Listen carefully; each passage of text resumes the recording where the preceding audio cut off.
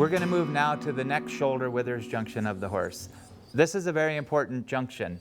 It's where the neck, the vertebrae of the neck come down here and they join the trunk or the thorax underneath the scapula.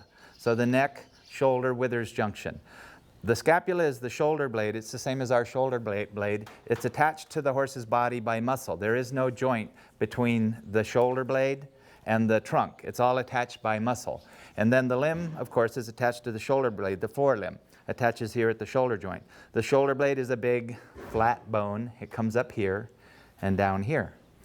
We're going to look for points, specific points here in the C7 T1 junction where the neck joins the scapula, around the scapula and along the withers, and down back behind the scapula, and then a very important specific point here where there's kind of a muscle bulge. The withers are very important. Tension accumulates in the withers in this junction from a lot of things, and I'll go back over some of the ones before. If the horse is compensating for a front foot issue, in shifting to the other front to compensate, it'll show up as tension in the withers. Often, the opposite C7 area here will give you a lot of responses, will accumulate tension. If the horse is compensating for something on that foot on the opposite side, it'll often show up here. It'll show up in the pole on the same side, and it'll show up here on the opposite side.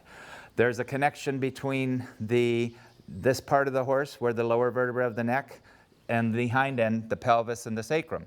The long back muscle, the longissimus dorsi muscle, runs down each side of the horse's back, the same as it runs down each side of our back.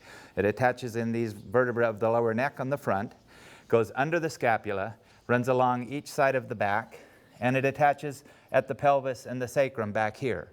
Often when you're working in this area of the horse will feel it behind and they'll stomp their foot. If you see the horse stomping behind, it's because he's feeling this up here.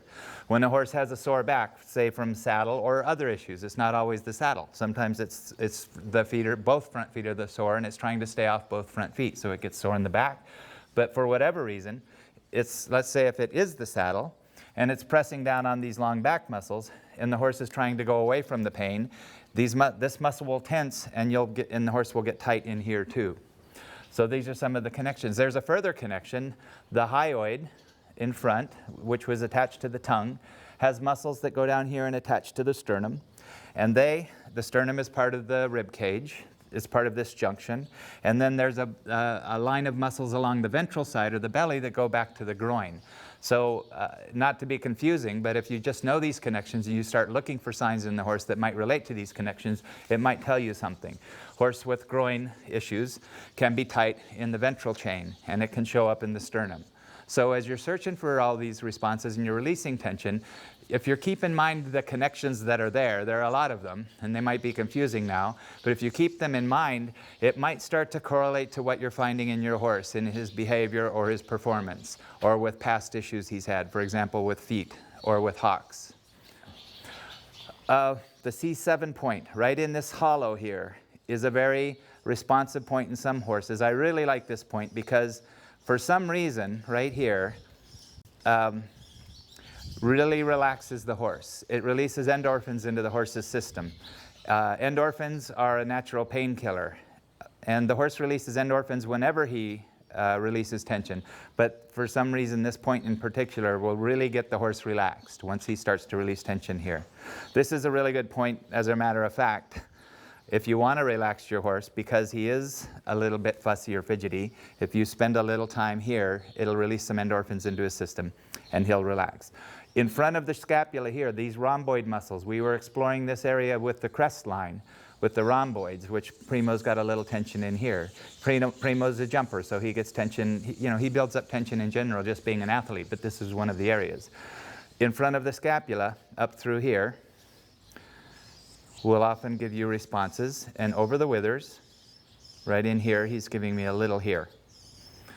And on behind the scapula, down in this hollow here, behind the scapula, and we continue on down behind the scapula here. So he's not giving me a lot in here. I wanted to cover this area here, I call it a mystery point. There's there's nothing, no structure here, or part of the skeleton in particular, but it's kind of a cross intersection of a lot of different muscles in the horse intersect here, and often there's a little bit of a lump from development of muscles here. And you see I'm just resting my palm here with air gap and getting a lot of response from Primo. So this is a very important point to cover. Even if your horse doesn't have issues, foot issues, back issues, anything going on, just from work, muscles working, the muscles are going to tighten up. And if you can release some of this tension in the scapula, you're going to improve your horse's range of motion with the front limbs by releasing tension with these points.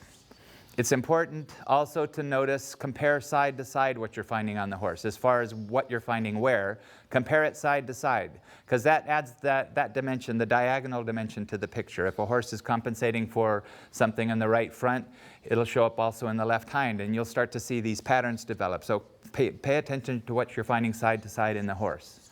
So this was the last point right in here on this lump, the mystery point. So to review, the C7 in here, this little hollow. We have in front of the scapula, these muscles here. On top of the scapula, along the withers. Wow, there we go. I can't help but search as I'm pointing them out. It's just a bad habit I have. And then down behind the scapula and this intersection here. Those are the points we're going to cover. We're going to look now at another important area of the horse and part of this junction, the pectoral muscles. The pectoral muscles attach at the sternum and on the middle, and they run down and attach inside the foreleg on the other end. There's different groups of pectorals, but they're in the area of the chest muscles here. These chest muscles are the pectorals. And we're going to search for responses down the sternum, where they attach in the middle at the sternum or the breastbone of the horse, and then inside the leg, where they attach inside the leg. And it's the same search, response, stay, release process that we use. And we're going to add a little movement into it.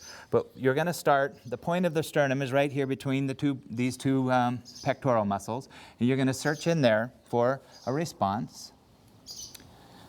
We got it. And ask him to stop fussing. We'll wait for him to stop fussing.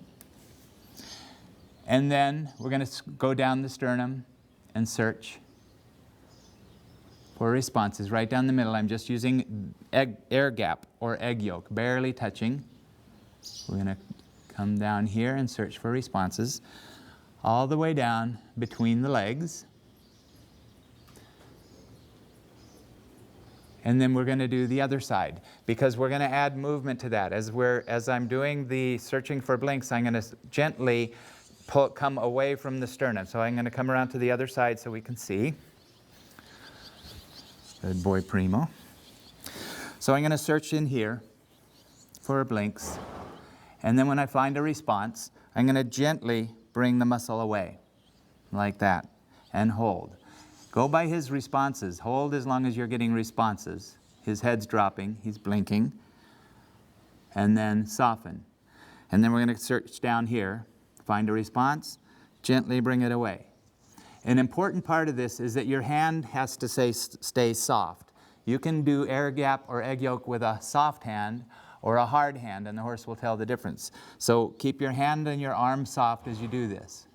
And we would search right down the sternum, all the way down, between the legs, all the way, the center line flows all the way down here, all the way between the legs. Wherever we're getting responses, we're going to bring the muscle slightly away from the center line. Now on the other end of the muscles, they attach in here, and they come down here. You can see where they attach inside the leg. We're going to search on the bottom too, on the other end of the muscles, for responses. Right here, and just rest there. So we're releasing tension on both ends of the muscle. There are pectorals that run up here down underneath to the forearm, and there are these pectorals. And then all the way back behind the forelimb, we can do the same thing all the way back. All the way back. I'm going to come around to this side again. I'll keep the lead rope with me. Stay here, buddy. And we'd start in the front, and then we can come all the way back behind, bringing the muscles gently away from the center line. This area of the horse, let's step over here, Preem. Good boy, step on back. And then over a little more. One more step, good boy. Step back, good boy. This area here, these pectorals that run behind the girth, often will be sore. The horse might be girthy here, but this area often will be sore if the front foot is sore on the same side. So you might get a lot of responses in here. Sometimes the horse won't even want you to touch him here. And the horse will often be girthy when they're sore here. So a horse might be girthy because if he's sore on both sides, maybe he's been over-cinched in the past. But this area, it gets sore for quite a few reasons. Like I said, on the same side for the front foot, this area in here can be sensitive up above the pectorals, and this area can be sensitive if the horse has ulcers. So there are a lot of things that you want to keep in mind when you're finding these responses. They're not just, it just doesn't mean the horse is sore here. Usually anything we're finding in the body is caused by something. Sometimes it's work, sometimes it's overwork, sometimes it's foot and leg issues, sometimes it's saddle, tack, or rider issues, imbalanced rider or overworking, riders that overwork the horse. And sometimes it's internal. Ulcers is a pretty common problem they're finding in horses. So in general, I've found that this area here, above this, the pectorals, can sometimes be sensitive with ulcers. There's one more technique, a movement technique that we have for this junction, and it's one that we demonstrated in the Beyond Horse Massage DVD, the withers wiggle. The withers are the spinous processes of the back vertebra, the trunk vertebra, and they're in between the two scapula, and they stick up, the tips of them stick up between the two scapula. And they're like long levers to the vertebra are down here. So we can access each of them here and find a blink. If the horse is tension on one of these withers, he'll tell you with his response, and we're just going to do a very gentle side-to-side wiggle with our fingers. Very soft fingers. It's almost not even mechanical. It's almost just barely moving the skin. It's not mechanical.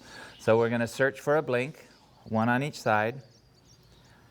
Right, I'm going to go with that. Just pick one, pick a response, and do a gentle side-to-side. Stay up here with me, buddy, and soften. Okay, so he told me there was a little tension here, and I wiggled it, and he let it go. We're going to slide back to the next bump. You can actually feel the bumps. The next one, give a very gentle. No, he didn't give me a response here with the wiggle. A very little one. I'm going to move on. We might be feeling something back there that isn't a fly with this. As I said, this junction, the thoracics and this junction are connected to the hind end. We're going to go on back to the next one. Give it a little wiggle. No response. We'll move to the next one. Give it a little wiggle. Soften. Do it again. We got a little response there. I'm going to do it again. If you're not sure, just do it again. Nothing there. Move on back. Well, it could be that there's something here that he's feeling in the pelvis through the long back muscles. I don't see a fly back there, but the fact that he's giving us all these releases after that, this fidgeting and licking and chewing, could have something to do with that. We're going to move. If you're not sure, just go with it. Wiggle, soften, move on back. Now it's important that you don't do this hard. If you do this hard, the horse is just going to tense up internally and brace against it, and it won't work.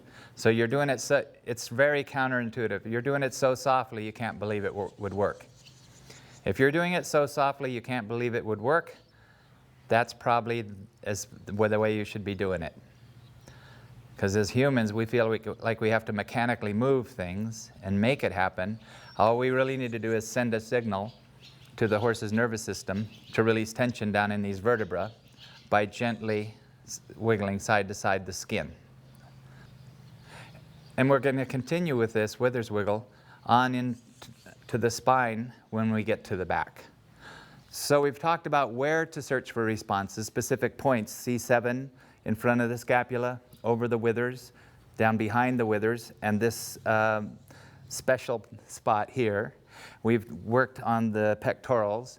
that hold the forelimbs, or that attach the forelimbs to the body, along with these other muscles. The pectorals are important. There's a sling of muscles that attach the forelimbs to the trunk. Well, you have the forelimbs, the scapula here, and you have the trunk in the middle. All of these muscles around the scapula and underneath, and the pectorals on the bottom, they all support the horse's body between the two forelimbs. And so they're all important. Just that job alone creates tension in the horse. So this is a very important area of the horse to work on.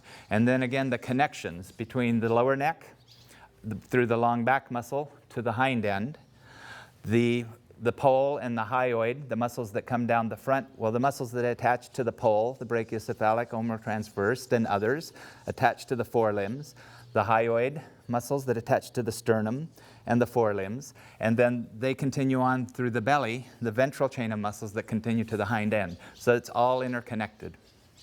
Now we're going to move to the horse's midsection or back.